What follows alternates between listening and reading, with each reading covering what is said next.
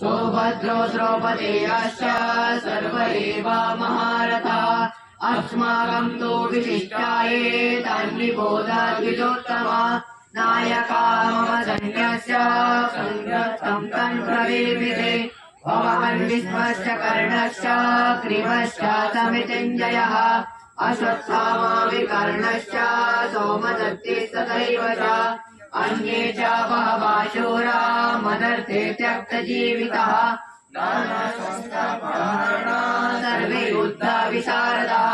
अपर्याप्तं तदस्माकं बलं भीष्माभिरक्षितम् पर्याप्तं त्विदमेतेषां बलं भीमाभिरक्षितम् अयनेषु च सर्वेषु यथा भागमवस्थितः भीष्ममेवाभिरक्ष्यन्तु भवन्तः सर्व एव हि तस्य सञ्जनयन् हर्षं कुरु वृद्धपितामहः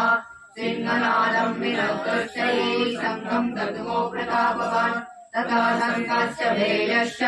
पणबाणगोमुखः सहसैवाभ्यहन्यन्तः सहस्रोऽभवत् तथा प्रेतैरुक्ते महति स्यन्दने स्थितौ माधवः पाण्डवश्चैव